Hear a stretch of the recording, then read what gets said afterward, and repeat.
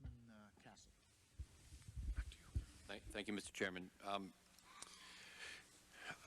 I toured Homeland Security offices, and one of the things that was explained to me there is something that Commissioner Norris, perhaps others, have touched on today, and that is the need to work with the local communities and how important that is, and how they are the ones who can really identify the trouble spots for even the cells, or perhaps even the cells, or whatever it may be.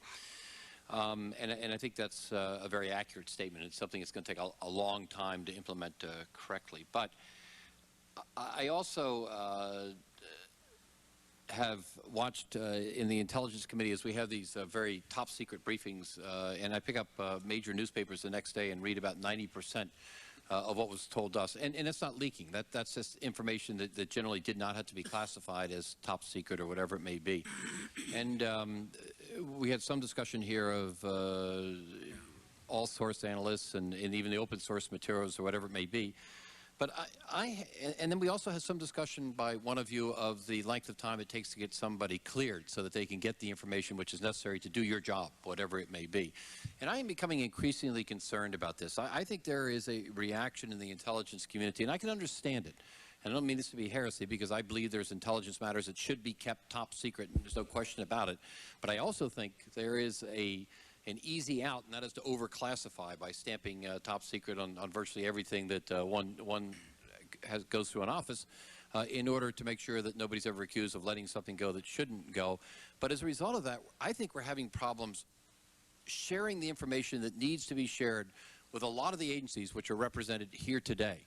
And we worry about the communications of the CIA and FBI, and those are things we have to work out. But I am concerned about the classification circumstances and the inability of all of your various agencies to understand what the problems are. INS, for example, needs to see who is on a list of people who should not be coming into the United States of America. And if for some reason or another that isn't cleared fast enough to get to them, then that is a problem. I don't have the answer to this. I don't have precise, defined knowledge on exactly what the problem is.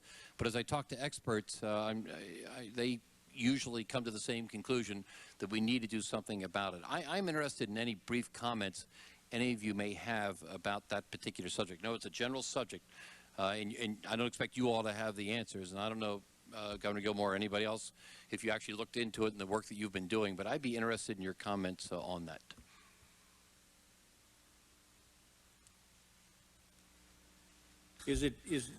Congressman, you're asking what would facilitate information sharing, or you're concerned about the amount of time it takes to get cleared?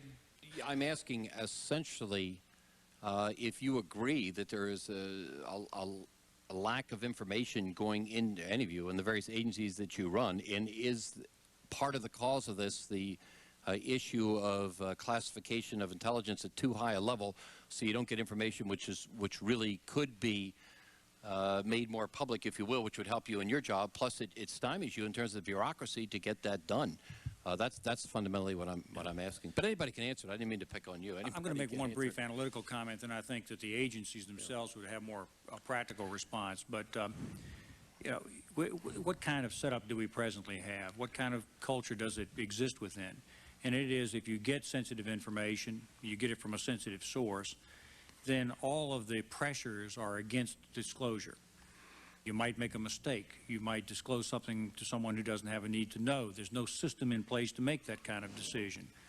So the tendency, I think, is to err on the side of caution and not give information, as opposed to a culture that would say, no, actually, we need to get this information into the hands of the police commissioner in Baltimore. And that's correct. And if that's the case, should we be doing something about it? Should the intelligence community be cutting this more sharply than they are now? Would that help in terms of the information which is needed out there? Well, there just needs to be a different attitude about getting information out to the right people. Governors, for example, don't get this information. I don't recall getting any intelligence in the 4 years that I was governor of Virginia of any kind, on any threat of any kind whatsoever.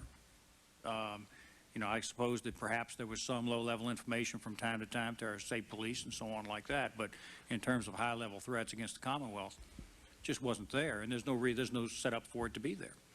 Well, there may be more set up now that we have the Homeland Security and we're dealing with the local police agencies more. Any other comments? Well, I agree with you, because one of the things that's been frustrating for us is in the case I disclosed before, I talked to, we work on the same person. The explanation was they can't, certain things they can't tell us because we weren't cleared. And while that may be true, that shouldn't be the case. Because number one, is incredibly dangerous. We both work on the same people with undercovers, you know, throughout the city. Second of all, that just should not be the case. And you know, it's either an excuse or if it's a fact, it needs to be an obstacle that's overcome.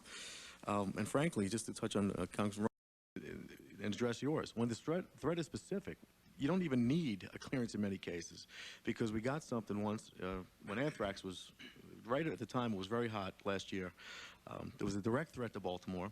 It came from overseas. The FBI called me immediately. In a specific threat case like that, I didn't need to know the source or methods. I didn't need a clearance. It just told me there's a threat, 1:15 today. You're going to be attacked with anthrax. It came from, I can't tell you where. But with that little bit of information, we were able to protect ourselves. And that's all we need, frankly. And that's what, look, so I mean, this, you know, you're absolutely right. You could either declassify things, don't stamp them at the highest level, or speed up the clearances of people that need them, if that's the case. Just a quick comment. From the INS perspective, that the issue that you raised, Congressman, is very dear in terms of the kind of action that we can take with respect to people who are on lookouts. If the name is in the lookout system because it's based on classified information, and that person is taken into the INS administrative law system and processed for deportation, then in order for us to do anything other than handle it as a routine immigration case, which would allow them to be entitled to bail, allow them to be able to leave the country voluntarily, and all of those benefits that attend to that, it's dependent on declassifying the material upon which the lookout is based and being able to use that in this administrative law forum. And of course, that's very difficult, especially if there is, depending on the sources and methods used. So we find ourselves frequently caught in a dilemma where we have someone who we suspect really does pose a threat to the United States, and yet because of the level of classification and because of the unwillingness to declassify that stuff in a manner that allows us to use it in the public forum, in the administrative forum, we have to treat it like every other immigration case. And I think what happened in Baltimore recently is an example of that. I assume I can't see the lights, which is just wonderful. So I assume my time is up because I can't see them. I didn't know that for sure. And I would just like to say, Mr. Chairman, just in closing, if we're going to deal with 700,000 local police or law enforcement officials, it just seems to me that we need to look at the whole broader system of what we're doing with intelligence in this country if we really expect that help. And I hope it is something that we as a group will look at. Thank you.